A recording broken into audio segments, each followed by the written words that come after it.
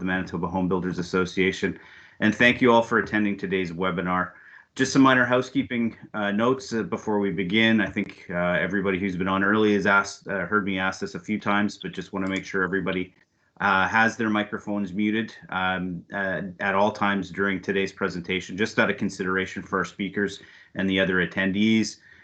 We know there's at these webinars, there's a lot of chance for some background noise and conversations to get picked up. So we just want to make sure everybody has their microphones muted. And we also ask that during the presentation portion, while Heather is sharing her screen, if you could please turn your cameras off as well, just helps reduce the bandwidth that's being used. So thank you for your cooperation with that. If you have any questions during today's presentation, there will be a time to have a Q&A session. When the presentation is concluded, if you could use the raise your hand button on the Teams screen, and then we can call upon you. You can turn your camera on if you wish to do so, unmute your microphone, and then ask Heather her question. I'll be monitoring that, so if a hand does come up, I'll make sure that I've got it jotted down, and then we can make sure that you've got a chance to ask any questions that you have of Heather, and there'll be plenty of time for that at the end of her presentation. So now, to kick off today's session, I'd like to invite Elizabeth Rosenberg to introduce our speaker for today. Elizabeth? Thank you, Lanny.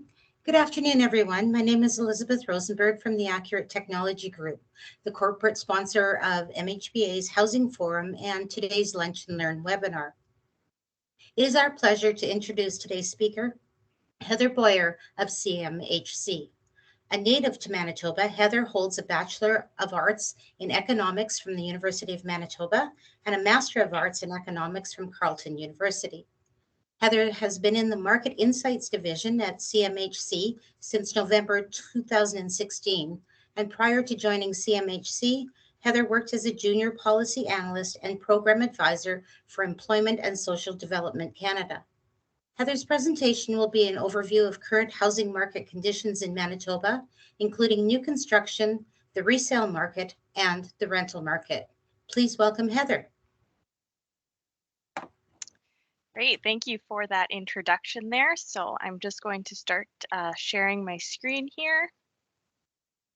And as well, I've included my contact information at the end of the presentation if anybody has follow-up questions or anything, or would rather email instead of asking a question online here. So that's available to you as well.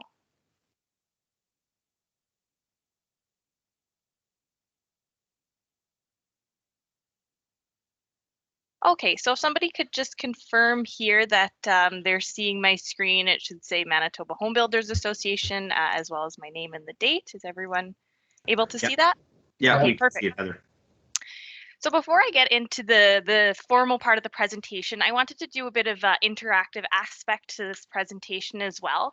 So if you're interested, you can respond at poll everywhere or pollev.com/CMHC MHBA. And if you feel like answering the question, how would you describe the current housing market in Manitoba? So, you know, CMHC gives these presentations on our side of the market, but it's always nice to hear feedback on what industry is thinking or seeing in the market too, just to get a better picture of everything that's going on. So for example, I can show you how this will work if you log into this poll EV and respond to the question.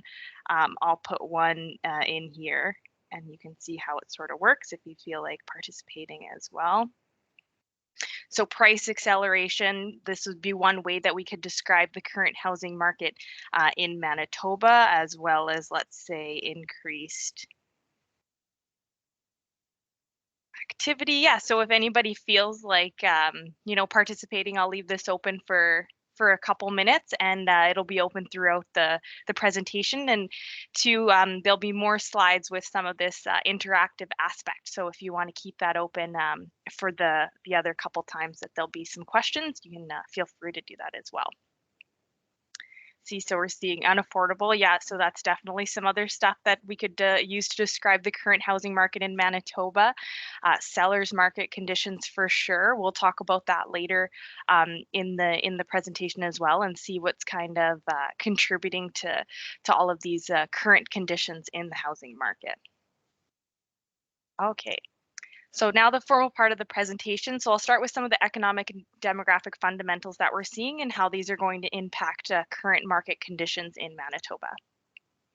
So looking at the Winnipeg CMA population growth in the Winnipeg CMA has been slowing since 2017 until last year, until 2020, where we saw a big drop off. But the primary driver of the slowdown in population since 2017 was increase in interprovincial migration, so more individuals leaving Manitoba for another province. And this is in part tied to the recovery in oil producing provinces. So when we see those provinces picking up, they'll draw individuals away from Winnipeg and contribute to a slowdown in population. In 2020, though, however, due to the pandemic, we did see a low level of immigration, and that tends to be the largest proportion of population growth in Winnipeg. So with border closures and travel restrictions, we didn't see as many people, as many international immigrants come to Winnipeg, which led to the slowest population growth we've seen since 2008, or just after the global financial crisis. So depending on what happens with international immigration levels going forwards, this will definitely tie into what we expect to happen to population growth in Winnipeg into 2021 and further. If we break this down by age groups and what we're seeing, so our first-time homebuyer population, the population age 25 to 34, we've seen a slowdown in this population in recent years. And actually the largest population decline occurred in the population aged 15 to 24. So we typically see these as our rental demand. Like other jurisdictions in Canada, though, however, we are continuing to see that population aging, so strong population growth in the population aged 75 and older, and this is a trend that will just continue over the next several years in Winnipeg. Looking at some of the other population growth rates in other centers in Winnipeg, we can see that, generally speaking, Winnipeg had some slower population growth than we're seeing in these other centers, particularly Winkler and Brandon. Winkler did post a significant or a strong population growth in 2020, but this is a moderation compared to what we saw in 2019. So again, some of the pandemic impacts are affecting the smaller centers as well. But Winkler is one of the fastest growing municipalities in the province, and this is probably a trend that we'll continue to see over the next couple of years. Part of the strong growth in Winkler is coming from households looking to relocate outside of the city. We see house prices tend to be a little cheaper outside of Winnipeg, and as well, we're seeing a lot more amenities and attractions coming to Winkler, which is drawing individuals to the area. As well, we tend to see immigrants first locate in Winnipeg upon arrival, and then go to some of the other larger centers like Winkler and Brandon after several years. In Thompson and the northern region in general, there has been some economic challenges over the past couple years, which has contributed to population slowdowns. Particularly these areas are more resource dependent, so a large mining workforce, and with closures of mines and that, we're seeing some people leave the area to find new employment. So looking at migration components, we have immigrants and net non-permanent residents, and this gives a picture of just why we're seeing that population decline in Winnipeg in 2020. So immigrants here reflects the number of international immigrants coming into Winnipeg, and net non-permanent residents would be reflective of our student or our international student population. And one thing to note here is that we can have a negative number because net non-permanent residents is measured over a time period. So the difference in non-permanent residents from the beginning of the year to the end of the year. So for example, for this 25 to 34-year-old cohort of net non-permanent residents, we would have seen more people leave Winnipeg at the end of the year than were there at the beginning. So we can see on the international immigration side there, most age groups did post a decline, which led to that overall population slowdown in Winnipeg. The population aged 15 to 24 did post an increase, but you can see from the numbers there that it makes up a relatively smaller share of total immigrants coming to Winnipeg. The largest one there being the 25 to 34-year-olds tend to be the largest proportion of immigrants, and with that decline, this contributed to the population decline that we saw, or population slowdown that we saw in the 25 to 34-year-old age group. And then that 15 to 24-year-olds on the net non-permanent resident side, we can see a big shift from 2019 to 2020 in the slowdown of this cohort. And again, as these are our international students, it's likely that the pandemic had a significant impact on these individuals, as they would have chose to return home given the pandemic, and as well as a lot of universities moving to an online structure would have made that available to them. So looking at employment growth in the Winnipeg CMA, we can see that starting in the second quarter of 2020, when the pandemic really took hold, that's when we saw our large employment declines. And these were just from the massive shutdowns that we saw in the economy due to the pandemic. And then slowly, while there were still declines in the remainder of 2020, they weren't to the same magnitude as in the second quarter, just with the lockdowns changing and being more strict or less strict depending on the current COVID situation. Starting in the second quarter of 2021, employment began to rebound. However, this is from, we did see the large post almost 10% increase in this quarter, but this is from historically low levels in the second quarter of 2020. So a bit of a caveat there when we look at employment growth for that quarter. In the third quarter of 2021, we did continue to see those employment levels recovering, but with the implementation of vaccine passports, more businesses were allowed to stay open, which kept individuals employed. And in addition, we've finally seen employment levels recover to pre-pandemic levels in February in 2020. As of September, we're roughly on par with the employment levels we saw at the beginning of 2020. So nearly a year and a half into the pandemic for employment levels to recover. If we talk about the impacts we've had on different age groups when it comes to employment, the population aged 15 to 24 has seen the largest employment shock from the COVID-19 pandemic, and this is typically more youth in precarious employment in the services industry, which has been heavily hit by the pandemic. However, moving into 21, we have seen the employment rebound in this group as well. I think in the third quarter of 2021, we posted over 11,000 jobs added in this age group, most of the gains coming in full-time work. If we move over to kind of our core working age population, the population aged 25 to 54, these were probably the individuals working in jobs that had the ability to adapt more to the pandemic restrictions, and such as working from home. So we didn't see the same employment losses on this side. And there was a bit of a slowdown in part-time jobs for this group, but they typically don't make up a large proportion of overall employment. So not really too many employment changes in that cohort. So looking at the employment changes by industry, so the COVID-19 pandemic had a widespread impact across industries, and we did see almost every industry affected some way by this, but particularly the services sector saw the largest employment shocks, just because, as I mentioned, those more precarious jobs in, say, accommodation and food services and those sorts of work. But we are seeing a rebound now happening in these jobs. So you can see positive gains in the accommodation and food services, information, culture, and recreation, as well as transportation and warehousing. On the graph here, we do see quite a big change in the forestry, fishing, mining industry. However, this is a relatively small industry in Winnipeg and does see large fluctuations just due to that. So it doesn't actually impact the total employed overall that much for Winnipeg. And again, we can see on this graph too, the construction industry did post employment gains in the third quarter. And part of this is tied to some of the increased activity that we're seeing in the new home market. And now looking at the unemployment rate in the Winnipeg CMA, so you can see that in the start of 2020, when the pandemic hit, there was that large increase in the unemployment rate just due to so many shutdowns of employment. But the recovery in employment has also now led to an improvement in the level of unemployed individuals and a gradual decline in the unemployment rate. We're seeing the labor force roughly on track with pre-pandemic levels, and so we haven't really seen a shrinking labor force so far, but the jobs originally lost to the pandemic are slowly starting to come back. In the first quarter of 2021, in the third quarter of 2021, the unemployment rate was just under 7%, which was 3 percentage points lower on a year-over-year basis. And again, the largest improvement in the unemployment rate came in that 15 to 24-year-old age group, but it's still sitting at the highest level at 11%. So looking at the rental market and some of the trends that we're seeing here.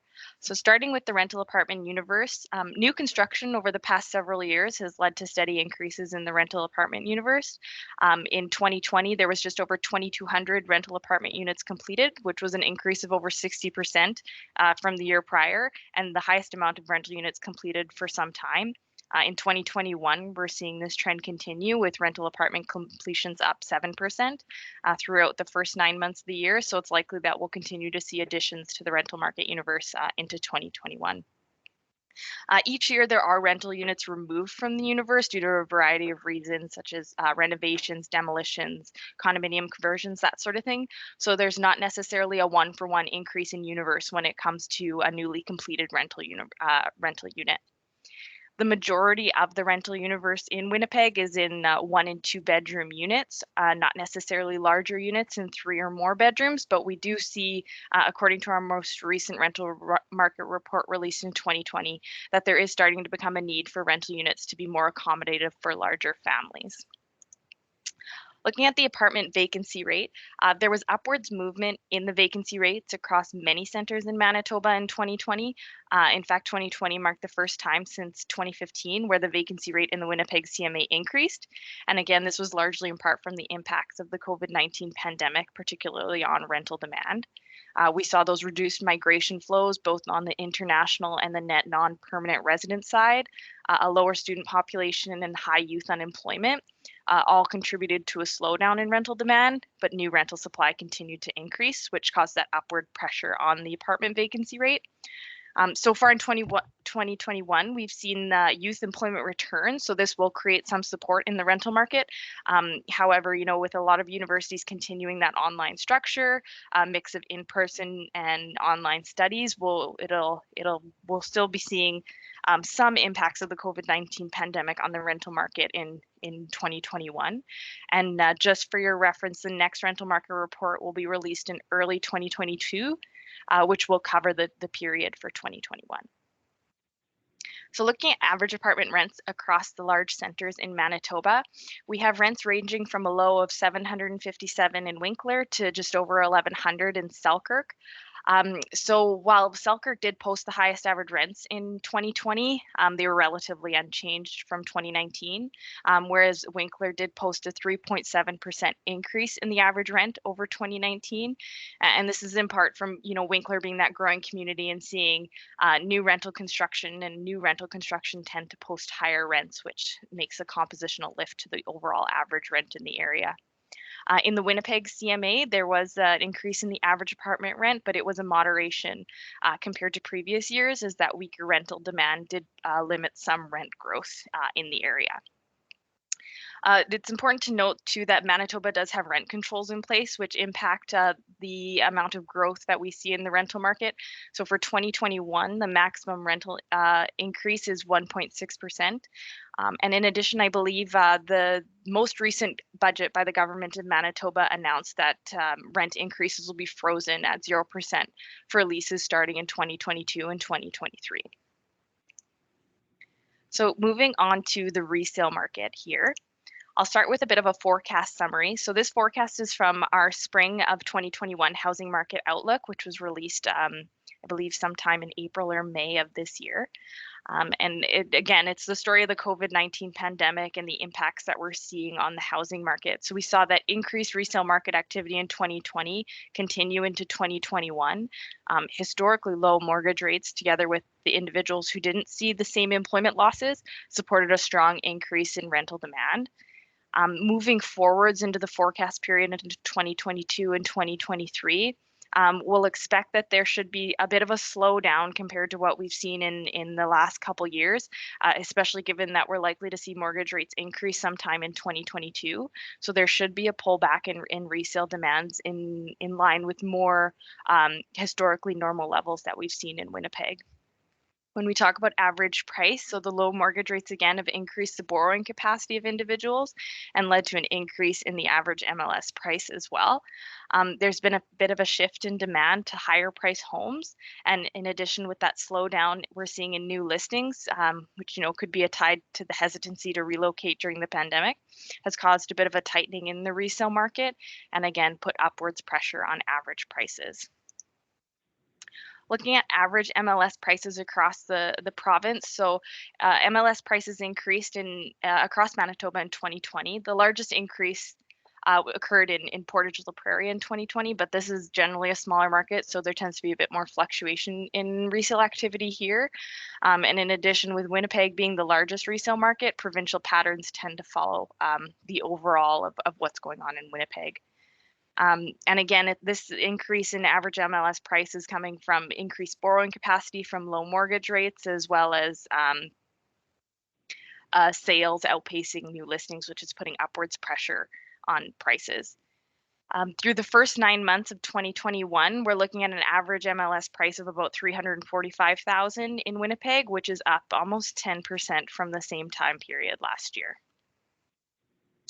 So looking at the CREA benchmark price. So this benchmark price is developed by the Canadian Real Estate Association and looks at a typical home based on the features of the home that have been bought and sold.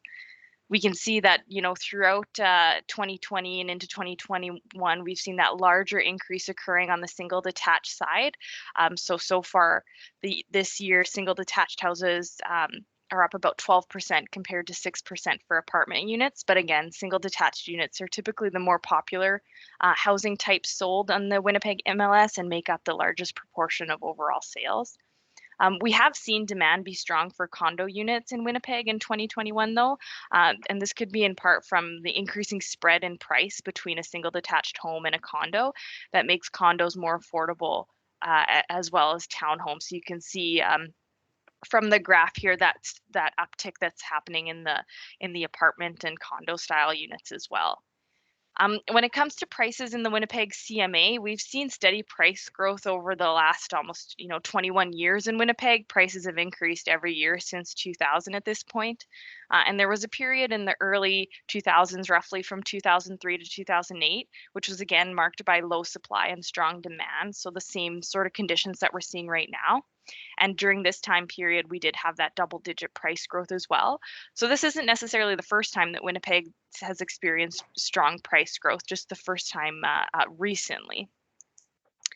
So looking at our sales to new listings ratio, we use this as a measure of market balance, and typically anything in that shaded area in that 45 to 65% range, we would think of as a balanced market condition, so equal opportunities for buyers and sellers in the market. However, since the start of the pandemic, you can see that sharp upwards movement in the sales to new listings ratio, which has created some sellers-like conditions in Winnipeg. And this is again from sales and resale demand overall remaining strong, while new listings haven't really kept the same pace. But this is a trend that we're also seeing across much of Canada right now, where there's just not enough supply to keep up with the amount of housing demand. To put this into context, year to date as of September, we're seeing resales up over 20%, while new listings have been relatively unchanged. So again, that's where the upwards pressure on the sales to new listings ratio is coming from. Okay, so now moving into the new home market, I have another poll here if anybody would like to contribute. So as I said, it's always nice for CMHC and for us here to get some perspective on what the industry is seeing on the ground in Winnipeg and in Manitoba in general. We can put our lens on it, but it's always nice to see what other challenges are facing the industry based on what you're seeing. So yeah, materials and supplies, this has definitely been something that we're noticing as well. And across all of Canada, we talk about supply shortages at the start of the pandemic. The cost of lumber definitely was a challenge. Yeah, so we're seeing costs increase. When we talk about supply issues, it's not only hard materials, but labor shortages as well. We're seeing some of these trends happening in other areas of the country, which is making new construction definitely challenging, and some other aspects that need to be taken into account when we look at these things. Okay, so moving on to the new home market and the forecast summary here from our outlook. Low inventories in the new home market, as well as in the resale market, will create demand for new housing starts over the forecast period. In particular, single detached starts experienced 3 consecutive years of decline in 2020, which will support new construction going forwards. We could see individuals taking advantage of low mortgage rates, the low resale supply, and the seller's market conditions to list their homes and move up into from the resale market to the new home market. We've seen, a lot of people talk about a desire for more space, office space if they're working from home, which will all support single detached construction.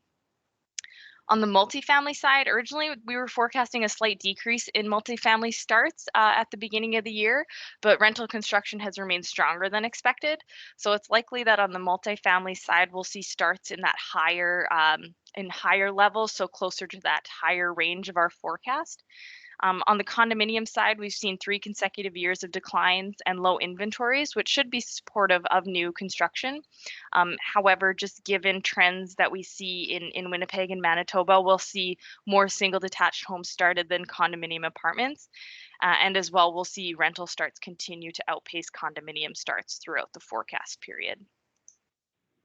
Looking at single detached starts in the Winnipeg CMA, so we can see on the graph here the generally lower quarterly starts throughout 2019 and 2020, and then the rebound that's picked up into the latter half of 2021.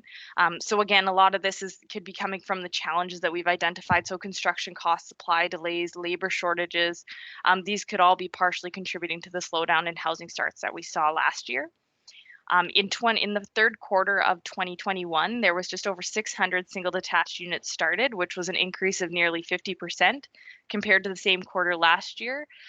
As well, year to date, we're seeing levels up for single detached over 40%. When it comes to where are these starts occurring, so we're seeing high numbers of single detached starts occurring in outlying areas of the Winnipeg CMA, so areas just outside of the city of Winnipeg. The pandemic has, in many areas of Canada, caused a desire for more space and less ties to city limits, say, as people have the ability to remote work. However, in Winnipeg, we've seen this trend happening for quite some time now with the move to the suburbs.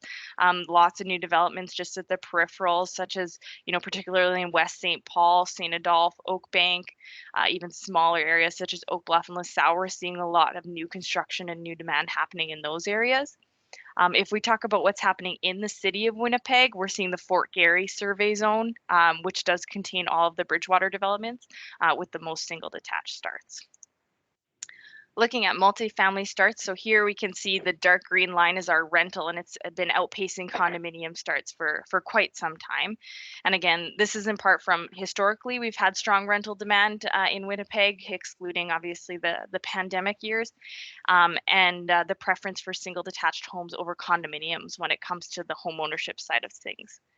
One trend that we're seeing when it comes to condominium construction over the last couple years is that in 2020 and 2021, there's been an increase in the number of row condominium units started. So typically we see more apartment units started in Winnipeg, but that wasn't necessarily the case in the last couple years.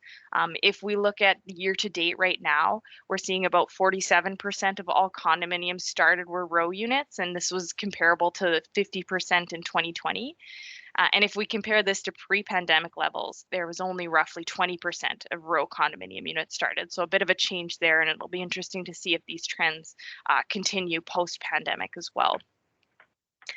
Talking about year to date, so as I said, we have seen that increase in multifamily starts, but it's all primarily on the rental side. Condominiums are about on pace with what we saw last year with a slight decline. And then when we talk about where these starts occurring again on the multifamily side, it's the Fort Garry survey zone still that's seeing the majority of new rental construction. But keep in mind that the University of Manitoba is located in this zone, so we do see, a lot of demand for rental students here, which could lead to rental construction.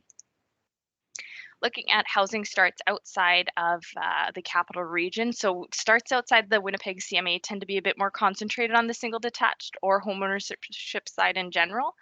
But there's been a variety of housing starts in these centers so far this year.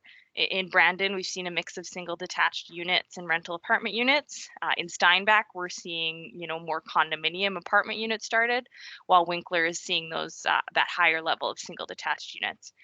But as these areas continue to grow, they'll create a mix of housing options needed for new residents. So we should see, continue to see a variety of housing options started in these areas.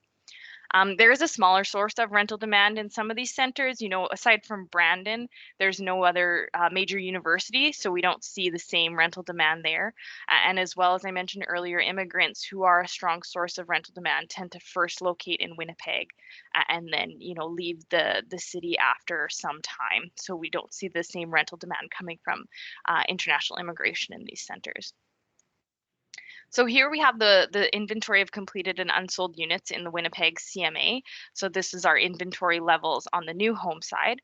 And we can see that there's been a sharp downwards trend in inventory levels since the start of 2019. And right now we're at the lowest level of new home inventory seen since the beginning of 2012. So again, that same trend we're seeing in the resale market with low supply, we're also seeing in the new home market. In the third quarter of 2021, total units in inventory were about almost 60% lower compared to the same time period last year, and there were significant drops in both single detached and condominium apartment units. So part of this is coming from the slowdown in new construction that we've seen in recent years. So this has in turn led to a slowdown in new completions. But again, the strong demand that we're seeing from low supply is also leading to lower inventory levels, as well as some of these units get absorbed out of the inventory. Now, looking at the homes under construction, you can see on the graph here the overall upward trend starting in 2020. And this is from the increase in construction that we started to see then. Overall, units under construction have reached historically high levels over the last several quarters. In the third quarter of 2021, there were over 6,600 units under construction, which was an increase of over 20% compared to the same quarter last year. The largest increase occurred in the single detached side of the market, which again, we're seeing that's reflected in the large increase in starts. However, the largest proportion of units under construction are those rental apartment units, which make up over 50% of total units under construction. And lastly here, I just wanted to talk about our Winnipeg housing market assessment. So this looks at 4 factors and assesses the overall degree of vulnerability that we're currently seeing in the market. So the overall degree of vulnerability remained low in the Winnipeg CMA. However, there have been some changes from the previous report. That tightening in the resale market that we've talked about as demand has been stronger than supply has led to now overheating and price acceleration being detected in Winnipeg. So overheating, think of this as our sales to new listings ratio. And then again, if we look at the other indicators, overvaluation looks at the gap between observed home prices and those predicted by fundamentals. So this has remained below its critical threshold, resulting in low evidence of overvaluation. And excess inventories has 2 indicators that it looks at, both the level of new home units in inventory, which we've seen has been at historically low levels in Winnipeg, as well as the vacancy rate. So depending on what happens with the vacancy rate in 2021, we could see some changes to this indicator, but it's too early to tell at this point what's going to happen to the vacancy rate. So that brings me to the end of my presentation here. As I said, I have my contact information on there for anybody who would like to reach out. As well, if you'd like to use the poll everywhere software to give some feedback on the presentation, so what you liked, what you didn't like, and what you'd like to hear about from CMHC in the future. We're always looking to get feedback on the presentations and the information that we provide.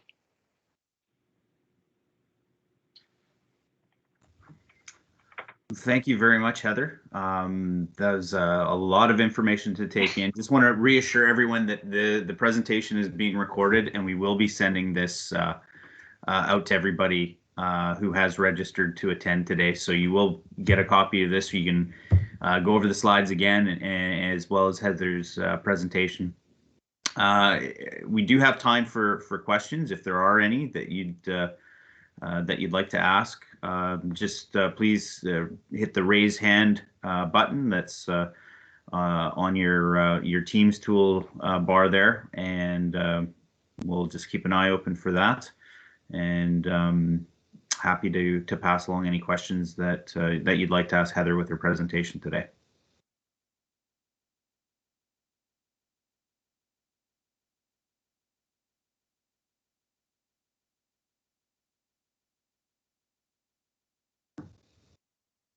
Okay, does not look like we're getting much in the way of questions, but Heather's email is there, as well as her contact info.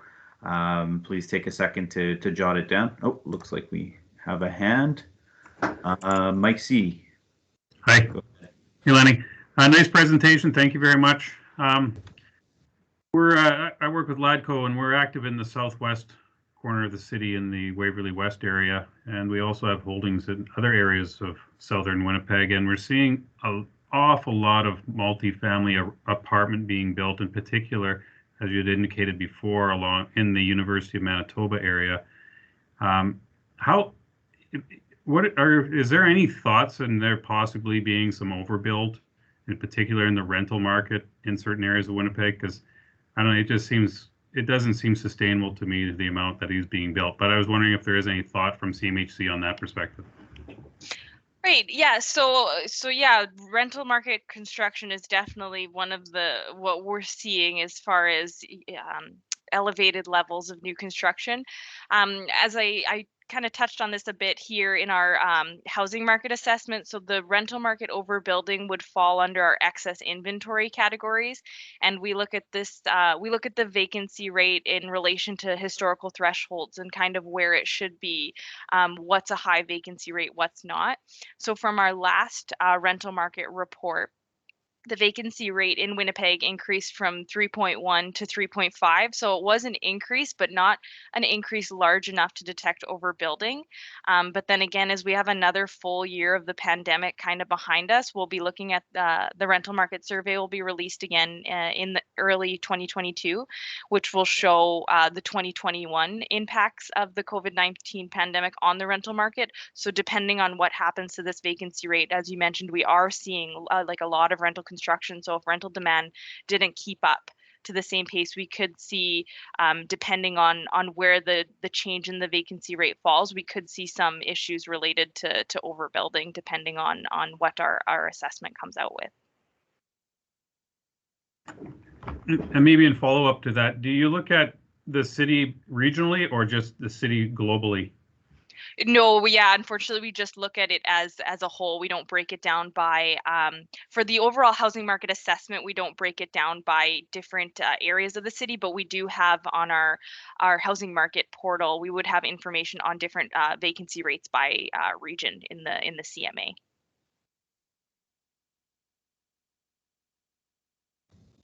Okay, thanks, Mike. Any other questions for Heather?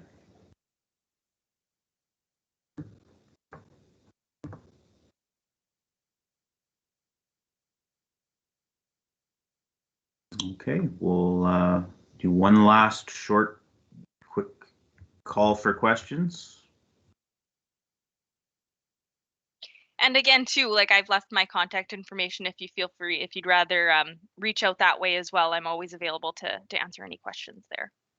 Yeah, and like I mentioned, we'll be sure to circulate this to everyone who's registered to attend today, just in case they on their second look at this have any questions or comments that they'd like to share. Thank you so much, Heather, for doing this for us today and sharing your insight with our members this afternoon. We always appreciate you briefing our members and providing this really important information to us. Thank you all for attending this afternoon's session. We look forward to hosting you once again in person a week from today at our annual Housing Forum and Trade Show at the Victoria in Winnipeg. Until we see you then, stay safe, everyone. Thanks for attending again, and take care. Thanks. Take care, everyone. Bye. Thanks, Heather.